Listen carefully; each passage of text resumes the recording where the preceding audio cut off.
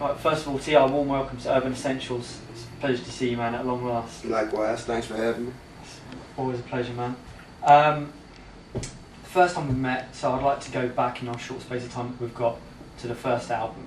Okay. Back in 2001. Mm-hmm. I'm serious. Your first, my first question to you is basically, how were you discovered as an artist in the first place?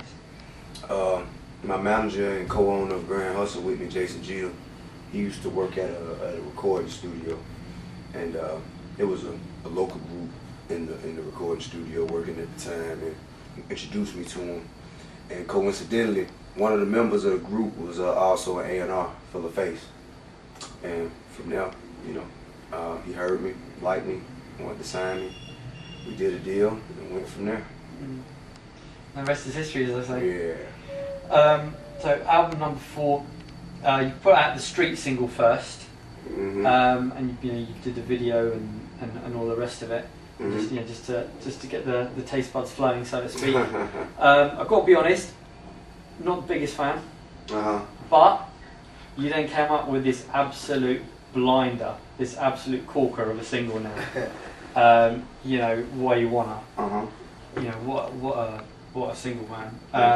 I've got to say, I saw the video the other day, which Chris Robinson did. Yeah.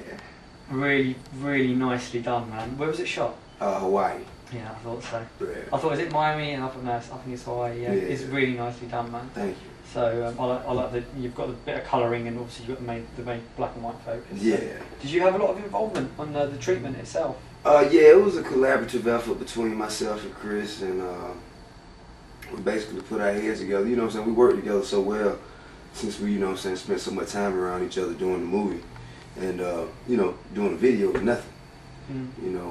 We get together, bang one of them out right quick. Let's talk about the movie, because that's also a big reason why you're here. It's been huge success in the States, and I believe there was a private screening of it last night. I couldn't get it because I had to work, unfortunately. Okay. But I heard it was an absolute roadblock. Hundreds were turned away. Yeah. But tell us about the movie in your own words. Man. Well, the movie is an honest representation of the culture, the lifestyle, and and just the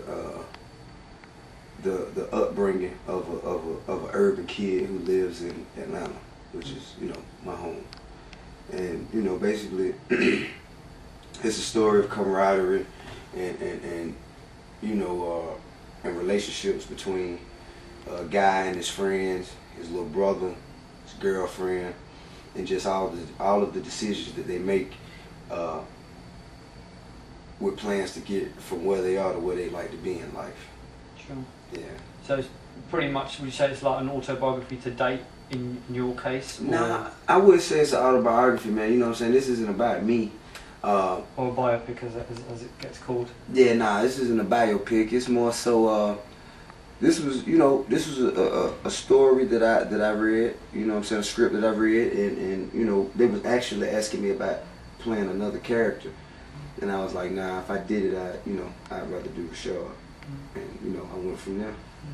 Now, Chris Robinson directed the entire movie. Mm-hmm. So, how much of obviously, in terms of active parts, you're starring role, but in terms of the written content and the storyline, how close would you say that is to your own upbringing and your lifestyle? Well, me and Rashad, man, we have totally different upbringings. You know what I'm saying? Totally different methods. Rashad is a real quiet, reserved,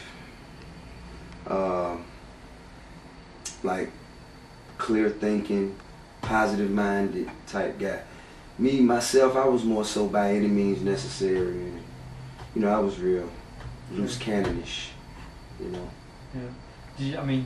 That must have been quite difficult then, to be honest, because you really are in character there, Yeah, it had its times where I may have felt that naturally it would come easily for me, to do one thing, but the storyline causes for me to do something else. So, so it was kind of, it was a bit of a transition. Sure. Made. Yeah, progression. Yeah. Yeah. have the offers been flooding in ever since? Yeah, the box yeah. office? Yeah, they're trying to get me back in there, but you know, I'm focusing on the music right now. You know, when I have time to do a movie, I'm definitely going plan on doing another one soon. Sure, because I mean, obviously, the actual movie itself. I mean, how long did it actually take to make the movie itself? It took about 3-4 months. It's a long time, right? Yeah. And then you got promo and everything else. Yeah, so, yeah. It's a long time. So, I mean, obviously, I haven't seen it yet, but I believe I'm getting a DVD of it shortly. Mm-hmm. So yeah, I'm definitely looking forward to seeing it now. Right on. So, now I know we haven't got a lot of time, so I'm going to quickly ask you a couple more questions. Uh-huh. Rumour has it last night you were going to do 2 tracks, Uh-huh. and then you done, but they were just gagging for a third, the crowd, and you did bring them out. Yeah. And well, you tell us in your own words, how did it go down? I mean, you know, it was very well received, man. You know, a lot of people showed up, showed love, and it was my first time performing live in the UK, and I enjoyed myself. Yeah. Because everyone's, you know, there's been rave reviews, man. Oh yeah. So it was a great night out. Yeah. Great. I've got to be honest, the London crowd is very stush, very quiet normally. Oh yeah. It's normally out of London that you get the real big crowds. You know, the dancers and movers, so to speak. Mm-hmm. The real floor fillers. London tends to be quite a stush crowd, so Okay. that's amazing. Because from what I've heard, everyone had their hands in the air when you were doing that. Yeah, it's cool. You know what I'm saying? It was a lot of energy. You know what I'm saying? And I couldn't even tell I was in London. You know? Wicked, man. Yeah. So, going back to the album, you've got a real A-list of producers on there. I know obviously you've written all the tracks, or co-written the tracks at least, but you've got Just Blaze on there, you've got Manny Fresh on there, and the name slips from mind, the chap who actually produced the single. Why You Want It, KO. Yeah, is he a new guy on the Yeah. He's actually a Grand Hustle producer. Mm. He's one of our team. He's on our team of producers, signed by Grand Hustle, and along with Keith Mack, who also produced Ride With Me, and C Gutter, who produced My Hood for Young Jeezy. Yeah. We got Black Mob, who did You Know Who on the King album. We have tons of talent and you know and new, fresh, you know, sounding producers and writers who you know, waiting on their shot. Yeah, because I mean, this is what, your 4th album in 6 years? Not even that. Yeah, not even 6. My 4th album in 5. Yeah, but that is the hip hop way these days, isn't it? Yeah. An album a year. So, I've got two more questions for you. I know that you do a lot of charity work. I believe you did a lot of work for the and still are doing work for the Hurricane Katrina. Do you want, if you just tell us about that, and obviously I believe you worked very closely with David Banner on that. Yeah, myself, David Banner, Young Jeezy, and Juice Magazine, we put together a drive for the Katrina victims, which you know, we set up shop in a parking lot and let, you know, all the people from the city come and make donations of clothes, food, you know, just supplies, and we filled up about 18 wheelers and drove them straight into New Orleans and Mississippi, and you know, handed them out to the families that were, you know, deprived the most. That's amazing, man. So, thank you. That really is, I've got to say. The album's called King. Yeah. It's out now. How? Well, from what I've heard, was it Pharrell that gave you the title King of the South? Nah, not at all. That's just the press. Pharrell gave me the title Jay-Z of the South. Right. Yeah, he said he pegged me as the Jay-Z of the South. King of the South is actually, you know, oddly enough, something I came up with on my own.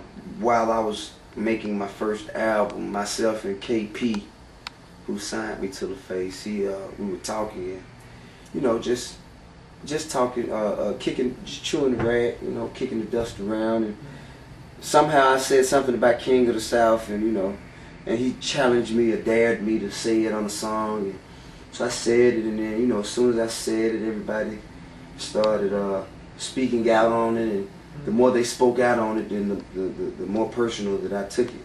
So, you know, it just became a part of me. And you know what I'm saying? I just been upholding that title ever since.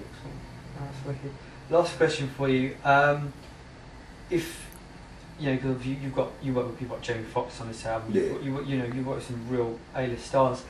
I assume there's going to be a couple more singles. If we have time, if at all possible, yeah. If that is possible, if you were the A&R man in the office, what tracks would you like to see as singles? Top Lit Back, Stand Up Guy, Good Life, quite a few. Live in the Sky, you know. Yeah, Live in the Sky is nice, I like that, I've got to say, I really like that track, man. Yeah. So, alright, I think we've pretty much run out of time. T.I., thanks for joining us. We ask everyone who comes to the show to do a 15 or 20 second blast, just a freestyle a cappella of any track they want to pick. Now, since you rocked the place last night, is there any chance you're doing 15 seconds or 20 seconds of why you want it for us? You know, that's very, very unconventional for me, man. You know what I'm saying? I usually don't, you know what I'm saying, just perform at the drop of a hat. 15, 20 seconds, that's all we ask. If you can, you can. If you can't, no worries, man. Cool. Next time, perhaps. Alright, fantastic. Thanks for joining us, man. Cheers.